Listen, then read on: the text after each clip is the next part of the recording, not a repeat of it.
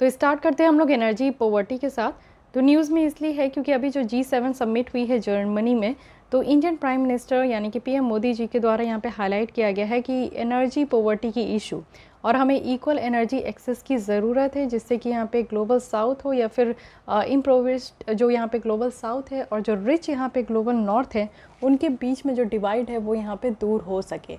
तो इसके ऊपर यहाँ पे बात किया जा रहा है कि सबसे पहले ध्यान देने की ज़रूरत है क्या, तो यहाँ पे एनर्जी। ठीक है, तो आप समझते हैं कि एनर्जी पॉवर्टी कहा क्या जा रहा है और इसका रीज़न क्या है। एनर्जी पॉवर्टी कहने का मतलब है कि फ्यूल पॉवर्टी, यानी कि आप देखते हो आज के डेट में कि तेल हो गया या फिर पेट्रोल है, डीजल है, इन सब की जो प्राइस है वो बहुत ज़्यादा बढ़ चुकी है। यूजुअली इसको दो तरीके से डिफ़ाइन किया जाता है, एक तो है एनर्जी एक्सेसिबिलिटी और एनर्जी एफोर्डेबिलिटी। एक फर्स्ट पॉइंट ये आता है कि एनर्जी एक्सेसिबिलिटी होनी चाहिए कि हर किसी को यहाँ पे एनर्जी मिले, यानी कि लैक ऑफ इलेक्ट्रिसिटी भी आप कह सकते हो।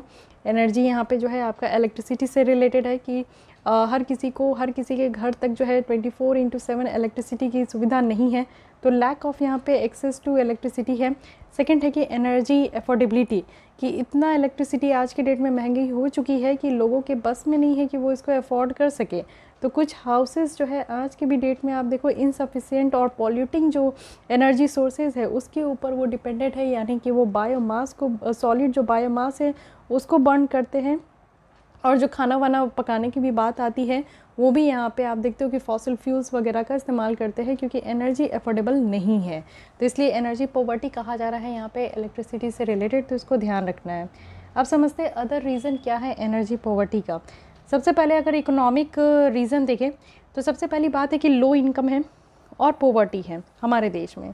हमारे देश में इनकम की कमी है, पॉवर्टी तो आप देखते ही हो कि कितना ज़्यादा है। तो लिमिटेड नेशंस है और यहाँ पे पीपल है जो कि इस तरीके की एबिलिटी को बाई कर पाएंगे। साथ ही इन्वेस्टमेंट रिस्क भी है हमारे यहाँ की, बेटर तरीके से इन्वेस्टमेंट नहीं हो पाता है। टेक्नोलॉजिकल अगर रीज़न देखें तो लैक ऑफ टेक्नोलॉजी है, जिससे कि हम लोग एनर्जी रिसोर्सेज को यहाँ पे अवेल कर सके। इतनी टेक्नोलॉजी है ही नहीं हमारे पास आज के डेट में। बहुत तो ज़्यादा आप देख सकते हो कि पीएम मोदी जी के आने के बाद क्या हो रहा है कि यहाँ पे रिन्यूएबल एनर्जी पे फोकस किया गया है। सोलर पैनल यहाँ पे लगाया जा रहा है, सोलर पैनल से आप देखते हो कि सोलर एनर्जी की जनरेशन हो रही है। तो ये सारी चीज़ें हो पा रही है क्योंकि मोदी जी के कारण इतना ज़्यादा इस पर प्रेशर किया गया, फोकस किया गया।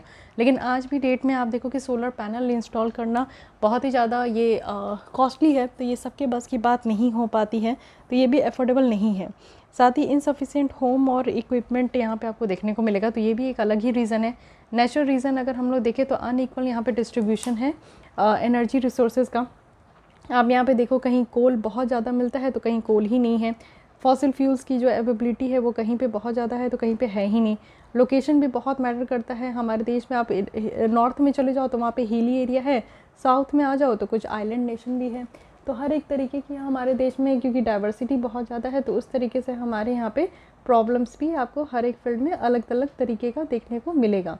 साथ ही अगर गवर्नेंस रीज़न भी देखें तो ये भी एक वन ऑफ द फैक्टर है कि क्यों हमारे यहाँ एनर्जी पॉवर्टी है।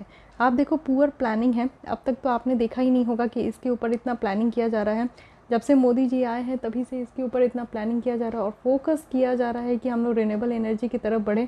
इनसफिशिएंट यहाँ पे यूटिलिटीज़ है, जिसके कारण वेस्ट टू एनर्जी हम लोग यहाँ पे बढ़ रहे हैं कि जो भी कचरे है, कचरे से अब हम लोग जो है एनर्जी का उत्पादन करें। अदर रीज़न अगर हम लोग देखें तो एनर्जी प्राइस जो है वो बहुत ही ज़्यादा यहाँ पे बढ़ते ही जा रहा है। ये आप समझ सकते हो क्योंकि जियो पॉलिटिकल रीजंस भी हैं।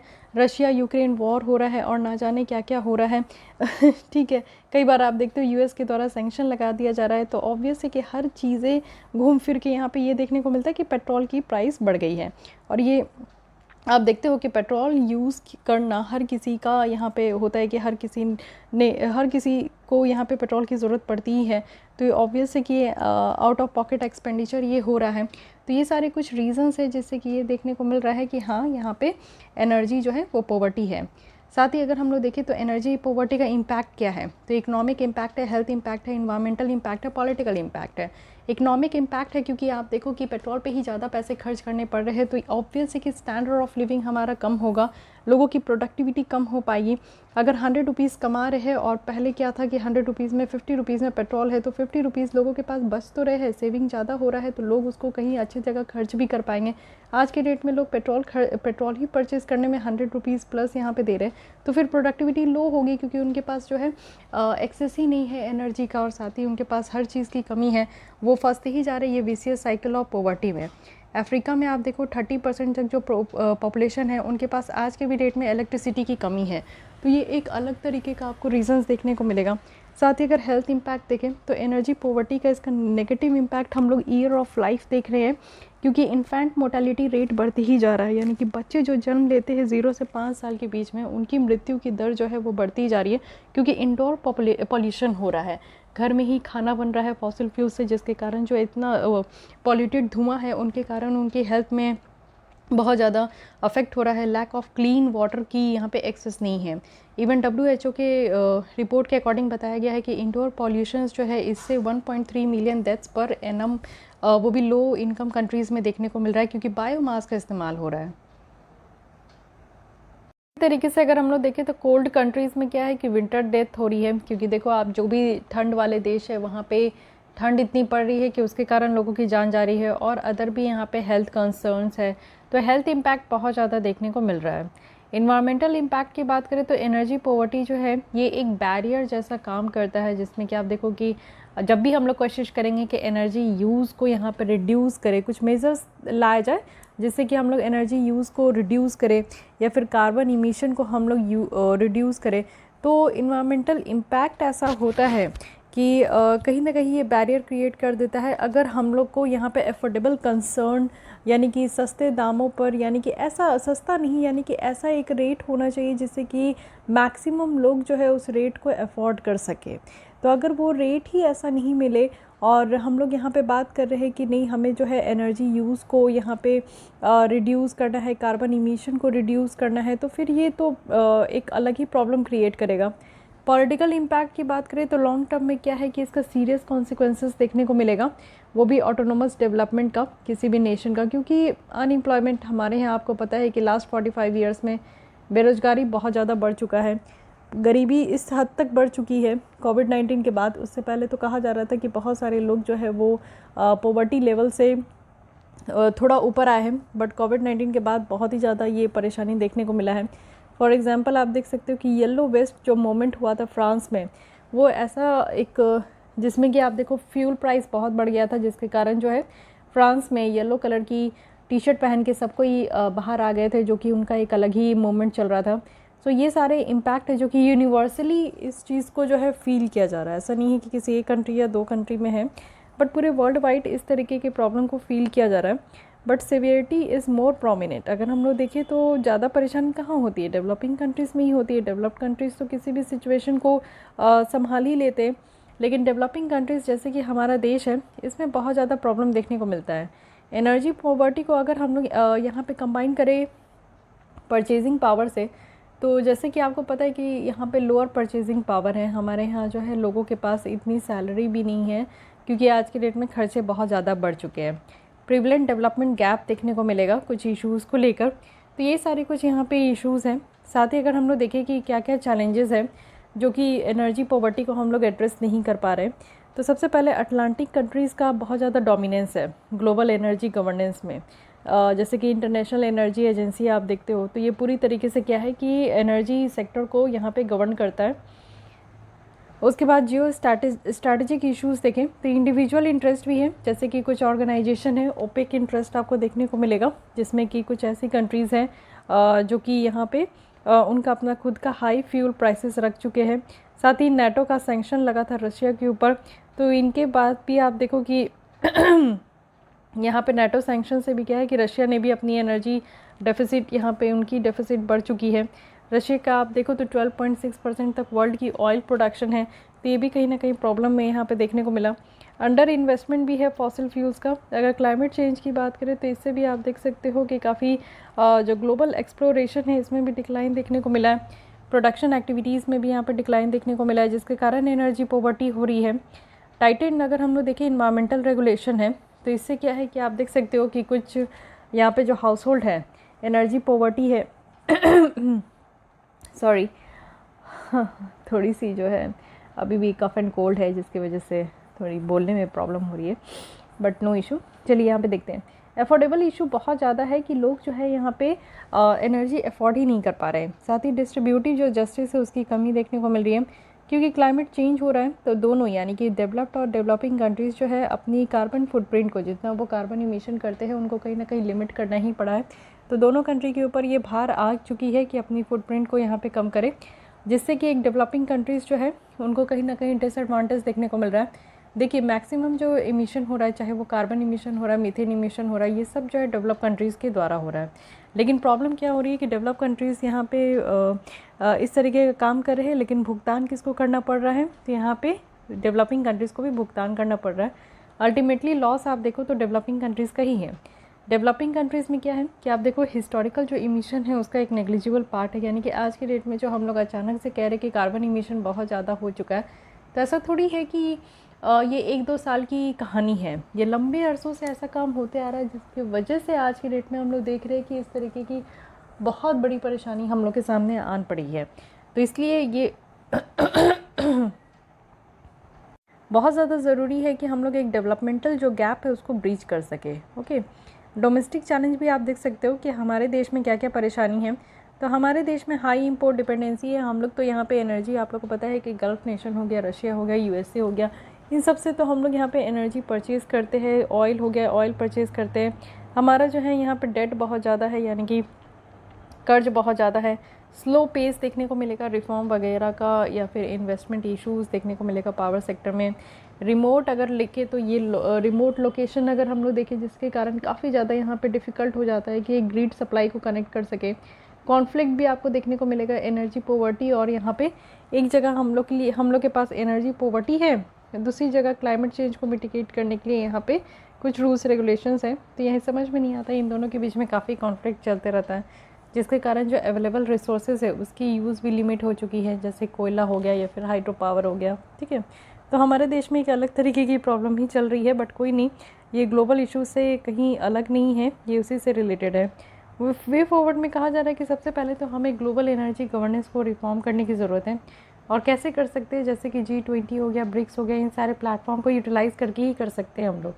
साथ ही एक ग्लोबल इंटर गवर्नमेंटल ऑर्गेनाइजेशन को इस्टेब्लिश करके कर सकते हैं, जिससे कि यहाँ पे फिनेंशियल टेक्निकल नॉलेज जो असिस्टेंस है वो यहाँ पे प्रोवाइड किया जा सके। तो देखिए G20 है, ब्रिक्स है, एक ऐसी प्लेटफॉर्म है जहाँ पे हम लोग यहाँ ग्लोबल एनर्जी गवर्नेंस को रिफॉर्म कर सकते हैं। ज़्यादा से ज़्यादा हम लोग एनर्जी एक्सेस के ऊपर फोकस कर सकते हैं, पॉवर्टी के ऊपर फोकस कर सकते हैं कि पॉवर्टी को कैसे रिमूव करना है, सिक्योरिटी को कैसे इन्हेंस करना है।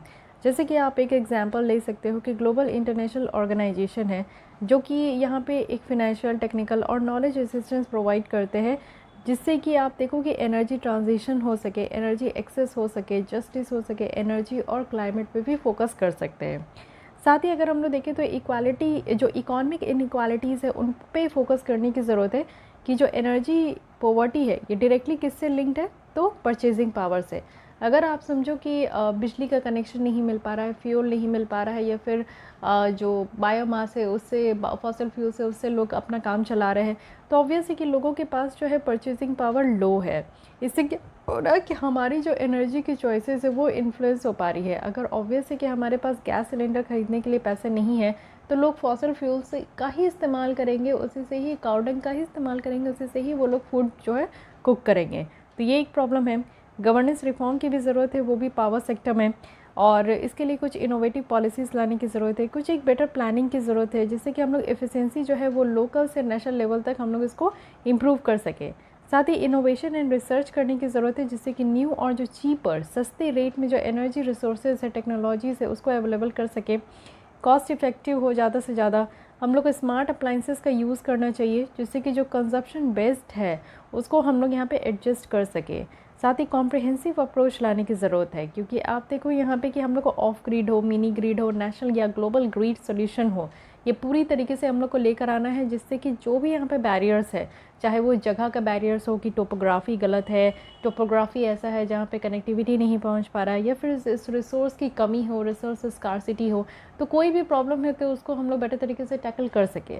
साथ ही प्रोटेक्ट करना है जो वल्नरेबल सेक्शंस है सोसाइटी में, वो भी कैसे, तो अगेंस्ट प्राइस राइज, जिस तरीके से यहाँ पे जो दाम है वो बढ़ते जा रहे हैं, with access to clean energy sources, और हमें अवेयरनेस इंक्रीज़ करने की ज़रूरत है, सोशल पार्टनरशिप करने की ज़रूरत है, वो भी क्लीन फ्यूल पे, और फॉर अ सस्टेनेबल सोल्यूशन, जिससे कि आप देखो कि एनर्जी पॉवर्टी यहाँ पे निकल कर आ सके। तो ज़्यादा से ज़्यादा हम लोग को क्या करना है कि एम्प्लॉयमेंट जनरेशन पे फोकस करना है, हाउस होल्ड इनकम ग्रोथ पे फोकस करना है, और इसी से आप देखो कि ओवरऑल क्या होगा कि हेल्थ आउटकम्स भी बेटर तरीके से निकल कर आएंगे। तो ये एक साइकिल है जो कि आप समझ सकते हो कि हर कुछ एक दूसरे से लिंक है। तो एक चीज़ों पे हम लोग फोकस करेंगे तो ऐसा नहीं है कि वो एक ही चीज़ पे कॉन्सेंट्रेट होगा, ऑब्वियस है कि वो घूम फिर के दूसरी चीज़ पे भी यहाँ पे फ़ायदा होगा। अब देखते हैं कि हमारे देश के द्वारा, सरकार के द्वारा क्या इनिशिएटिव लिया गया है जिससे कि हमारे देश में या फिर ग्लोबल एनर्जी जो पॉवर्टी है उस पर ध्यान दिया जा सके। प्रधानमंत्री सहज बिजली हर घर योजना सौभाग्य स्कीम लाया गया, जिसमें ये कहा गया कि जितने भी आज तक ऐसे घर है जहाँ पे इलेक्ट्रिसिटी नहीं प्रोवाइड किया गया है, ग्रामीण या फिर अर्बन एरिया में, तो वहाँ पे इलेक्ट्रिसिटी प्रोवाइड किया जाएगा। फिर है बचत लैंप योजना है, तो इसमें क्या है कि एनर्जी एफिशिएंसी लाइटिंग प्रमोट करने की बात की जा रही है।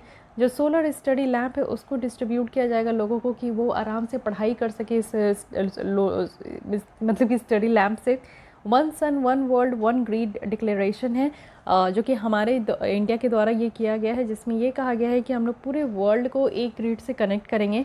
और पीएम कुसुम है, जिसमें कि प्रधानमंत्री किसान ऊर्जा सुरक्षा एवं उत्थान योजना महाअभियान स्कीम है।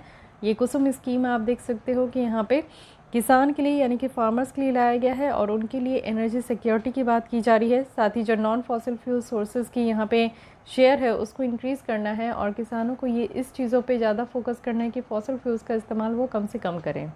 इंटरनेशनल सोलर अलायंस है, ISA, एक पहला ऐसा ऑर्गेनाइजेशन है जिसका लॉन्च फ्रांस के साथ मिलकर हम लोग ने किया, और इसकी हेडक्वार्टर इंडिया में ही है। अब इसकी हेडक्वार्टर कहाँ है ये आपको बताना है। इसमें क्या है कि सोलर एनर्जी इंक्रीज़ करने के लिए है, सोलर एनर्जी जो टेक्नोलॉजी डिप्लॉयमेंट है वो भी एनर्जी एक्सेस के लिए, एनर्जी सिक्योरिटी के लिए और एनर्जी ट्रांजिशंस के लिए। तो ये सारे पॉइंट्स आपको इंक्लूड करने हैं जब भी आप लिखो कि इंडिया की तरफ से क्या यहाँ पे आपका जो इनिशिएटिव से वो लिया जा रहा है एनर्जी सेक्टर्स में, तो ये सारे पॉइंट्स आप लोग को इंक्लूड करने होंगे।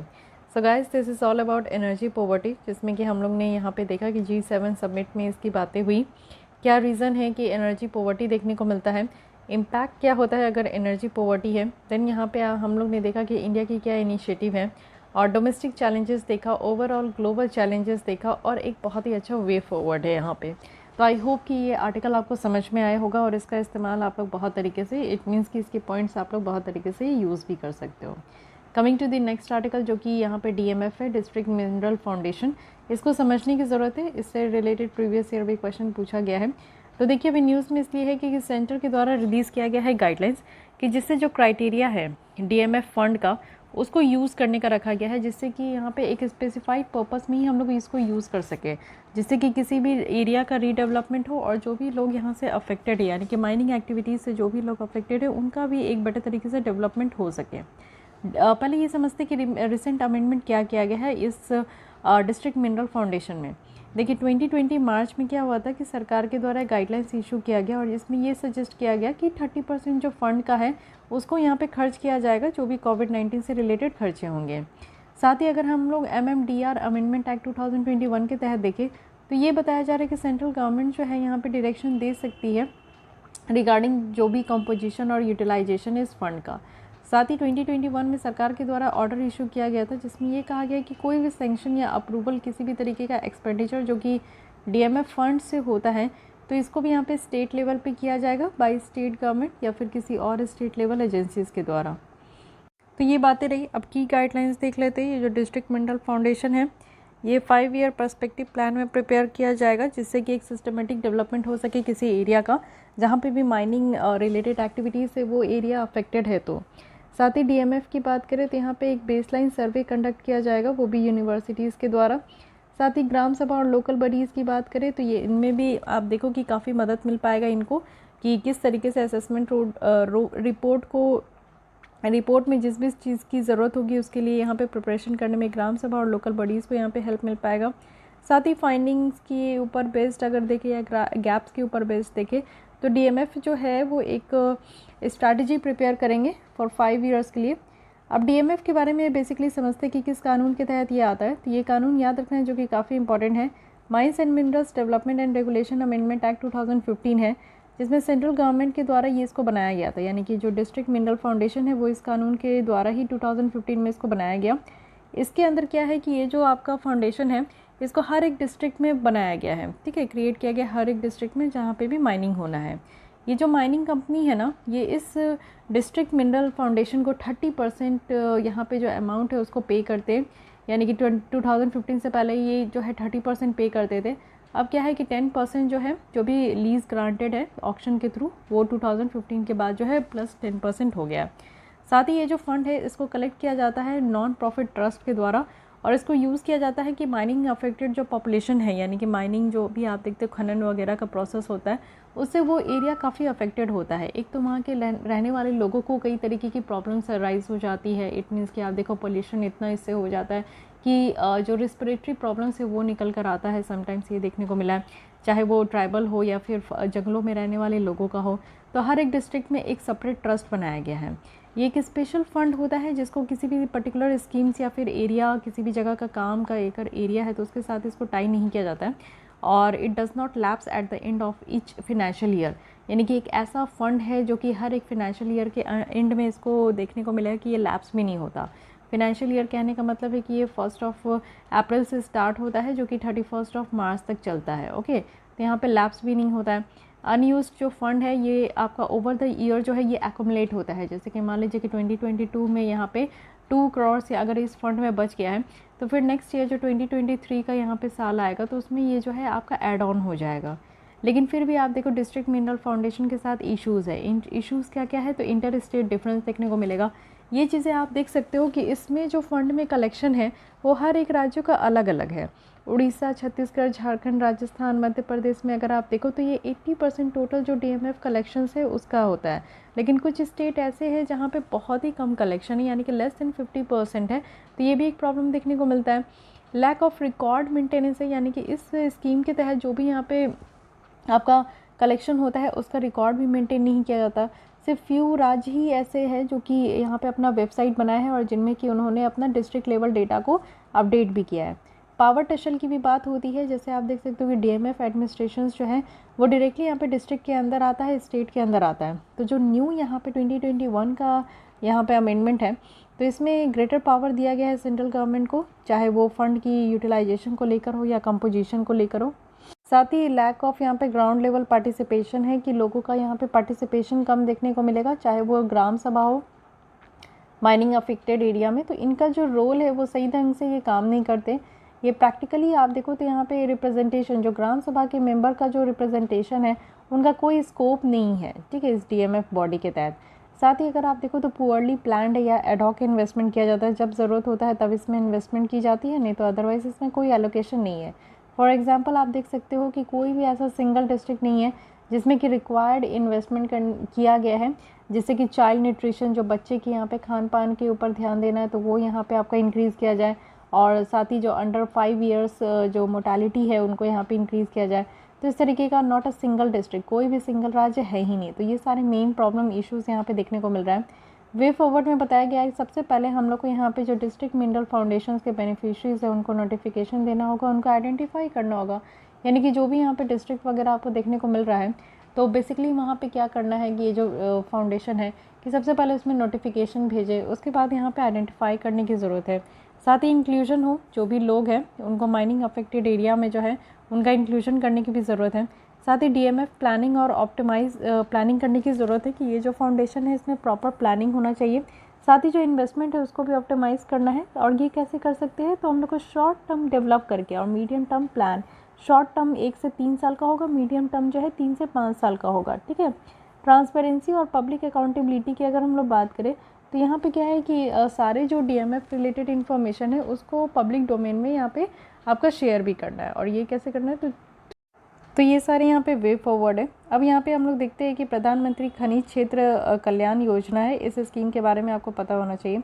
तो देखिए इसका मतलब है कि वेलफेयर ऑफ एरिया, यानी कि जिस क्षेत्र में यहाँ पे आपका खनिज का काम किया, खनिज वाला जो क्षेत्र है यानी माइनिंग वाला जो एरिया है, उसमें वेलफेयर ऑफ एरिया और जो भी लोग यहाँ पे अफेक्ट है माइनिंग रिलेटेड ऑपरेशन से, तो उनके ऊपर खास ख्याल रखने का बात किया जा रहा है। और बेसिकली यहाँ पे आप देखो कि डिस्ट्रिक्ट मिनरल फाउंडेशन के द्वारा जो है यहाँ पे एक फ़ंड जनरेट किया गया है और उस फंड में वही पैसे होंगे और इस पैसे का इस्तेमाल जो है ये माइनिंग रिलेटेड जो ऑपरेशन है इसी में किया जाएगा। इस स्कीम से आप देखो कि इंश्योर किया जा रहा है कि जो भी एडवर्स इम्पैक्ट है, यानी कि बुरी तरीके का जो इम्पैक्ट आपका ह्यूमन हेल्थ में हो, इन्वायरमेंटल हेल्थ में हो, सोशियो इकोनॉमिक जो यहाँ पे पीपल्स का हो माइनिंग डिस्ट्रिक्ट में, तो उन पे यहाँ पे ध्यान रखने की बात की जा रही है। साथ ही लॉन्ग टर्म यहाँ पे सस्टेनेबल लाइवलीहुड पे फोकस किया जाएगा जो भी अफेक्टेड पीपल है माइनिंग एरियाज़ में। एज़ पर दिस स्कीम के बारे में बात करें तो हाई प्रायोरिटीज़ यहाँ पे रखा गया एरिया का, जैसे कि मेनली फोकस किया जाएगा कि ड्रिंकिंग वाटर जो है, सेफ ड्रिंकिंग वाटर यहाँ पे अवेलेबल हो, हेल्थ केयर यहाँ पे प्रॉपर तरीके से प्रोवाइड किया जाए, सैनिटेशन साफ़ सफाई पे फोकस करना है, एजुकेशन यहाँ पे प्रॉपर तरीके से मिले, स्किल डेवलपमेंट किया जाए, वेलफेयर मेजर्स लिया जाए। तो इससे क्या है कि एटलीस्ट यहाँ पे 60% जो शेयर है इस फंड का वो इन सारी चीज़ों पे यहाँ पे खर्च किया जाएगा। ठीक है, साथ ही इसको जो लॉन्च किया गया है ये मिनिस्ट्री ऑफ माइंस के द्वारा लॉन्च किया गया है, इसको भी आप लोगों को ध्यान रखना है। ओके, इसके साथ ही आप लोग देख सकते हो कि इस कानून के बारे में थोड़ी सी यहाँ पे फैक्ट्स एंड फिगर कि जो mines and minerals development of regulations amendment act 2015 का है। तो एक्चुअली ये 1957 का एक्ट है माइंस एंड मिनरल्स का, उसी को इस यहाँ पे अमेंड किया गया है और मेनली जो इंडिया में माइनिंग सेक्टर है उसको रेगुलेट करने के लिए ये कानून लाया गया है। और जो भी ज़रूरत है यानी कि जो भी रिक्वायरमेंट होती है माइनिंग को लीज़ में देने का फॉर माइनिंग ऑपरेशंस के लिए, तो वो सारे रूल्स रेगुलेशंस जो है वो यहीं से ऑपरेट होते हैं, फॉलो किए जाते हैं। साथ ही यहाँ पे आप देखो कि डिस्ट्रिक्ट मिनरल जो फाउंडेशन है उसका क्रिएट करने का बात किया गया है कि स्टेट गवर्नमेंट के द्वारा इसको क्रिएट किया जाता है और नेशनल मिनरल एक्सप्लोरेशन जो ट्रस्ट है उसको सेंट्रल गवर्नमेंट के द्वारा यहाँ पे आपका क्रिएट किया जाता है। इससे क्या है कि न्यू कैटेगरी निकल कर आता है माइनिंग लाइसेंस का, और माइनिंग लाइसेंस देने की जो बात की जाती है माइनिंग वाले फील्ड में वो भी यहाँ पे इसी कानून के द्वारा दिया जाता है। आज के डेट में अगर हम लोग डीएमएफ का स्टेटस देखें तो करेंटली क्या है कि डीएमएफ फंड जो है वो सेटअप किया गया है 60 माइनिंग अफेक्टेड डिस्ट्रिक्ट में, वो भी 23 स्टेट्स में आउट ऑफ 28 स्टेट। 60,000 करोड़ जो है वो कलेक्ट किया गया है, वो भी डीएमएफ फंड में अगर हम लोग 2015 से 2022 तक देखें तो। और 39% जो है वो कलेक्ट किया गया है कोल और लिग्नाइट से, 50% जो है यहाँ पे मेजर मिनरल से जो कि कोल के अलावा है और लिग्नाइट के अलावा है। साथ ही यहाँ पे 11% जो रिमेनिंग यहाँ पे माइनर मिनरल से उससे। ओके, तो ये काफ़ी इंपॉर्टेंट है, यहाँ पे आप देख सकते हो क्योंकि minerals mines and minerals are very important for exam point of view, चाहे वो प्रीलिम्स हो मेंस हो। ठीक है, और आपका अगर ऑप्शनल से टैली कर रहा है तो वहाँ पे भी ये काफ़ी इंपॉर्टेंट रोल प्ले करता है। तो ये आर्टिकल ऐसे भी काफ़ी इंपॉर्टेंट है और इससे जो भी रिलेटेड यहाँ पे पॉइंट है डीएमएफ से, इसको ध्यान रखिएगा क्योंकि इस बार भी क्वेश्चन पूछने के चांसेस यहाँ से ज़्यादा हैं क्योंकि काफ़ी ज़्यादा ये न्यूज़ में भी रहा। Okay, so guys I hope कि आपको ये भी आर्टिकल समझ में आई होगी।